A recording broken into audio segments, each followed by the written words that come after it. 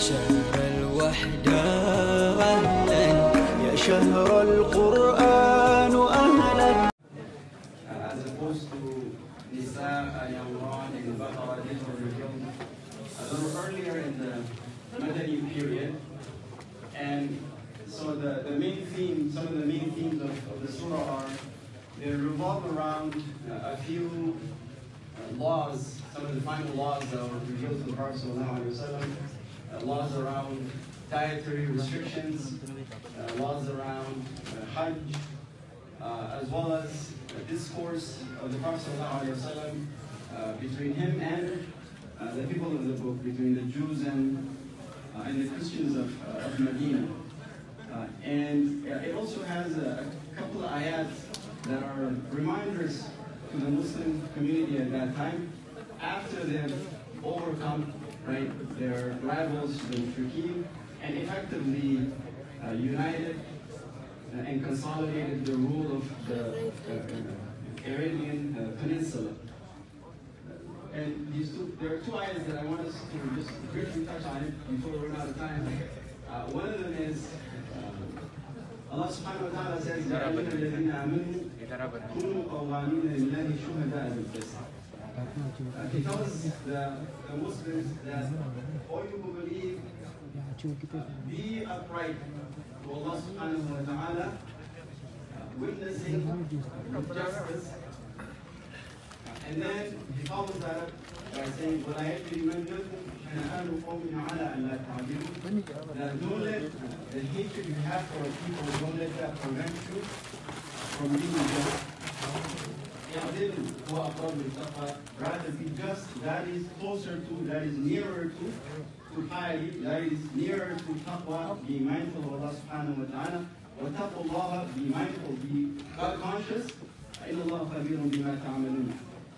So this ayah is revealed at a time when the Muslims were at a high point, in that they've now conquered Makkah, and generally, and you'll see throughout history, victors tend to be, some things happen generally when a victory happens, when somebody overcomes another nation or another city or what have you. There are cruelties that happen. But Allah subhanahu wa ta'ala reminds the believers that this is not our practice, that in your strength you should be just to those who you've overcome, and you should not mistreat them, You should give them their due rights and treat them as they should be treated. Another ayah that I want to touch on briefly is the ayah of يَا أَيُّهَا الَّذِينَ آمَنُوا مَنْ يَرْتَدَّ مِنْكُمْ عَنْ دِينِهِ فَسَوْفَ يَأْتِي اللَّهُ بِقَوْمٍ يُحِبُّهُمْ وَيُحِبُّونَهُ. Allah subhanahu wa ta'ala gives a warning to the believers that after they now overcome their enemies, whoever turns from his religion, whoever refuses Allah subhanahu wa ta'ala and turns away, Allah will bring a people that are not you, who He loves, and they will love Him.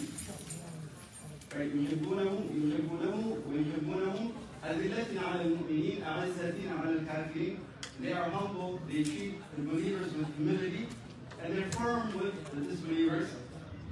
And they also strive in the way of Allah subhanahu wa ta'ala, not fearing the blame of those who blame.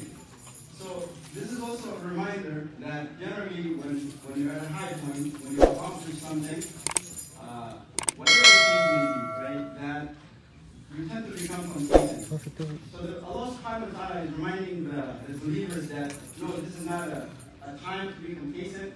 Rather, you should double down, and be steadfast in your faith, and don't turn away from the faith, because Allah subhanahu wa ta'ala will bring others who are better than you. And the Prophet ﷺ, he says in a hadith that somebody who has three qualities has tasted the sweetness of Iman, of faith. One of them is that they love Allah subhanahu wa ta'ala more than, they love Allah subhanahu wa ta'ala and His Messenger more than anyone, including themselves. And secondly, that they also love each other, those who love each other purely for the sake of Allah subhanahu wa ta'ala. And third, that they dislike going back to this belief, right? Similar to someone who would hate being thrown into a fire. So this is kind of some of the qualities that Allah subhanahu wa ta'ala mentions in this ayah to remind them that you should not return, you shouldn't turn away, go back to disbelief after you've attained a height, right? After you've attained, reached a level of overcoming your enemies, of being, let's say, overlords within the land. And this is a reminder that Allah subhanahu wa ta'ala gives them, and by extension to us as well, right? And this applies in many circumstances.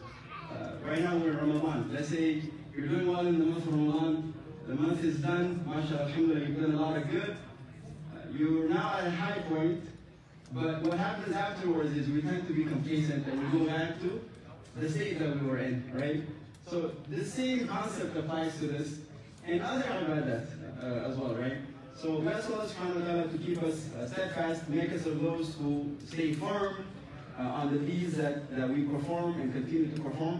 Allahumma ameen wa akhiru da'wana alhamdulillahi rabbil alamin.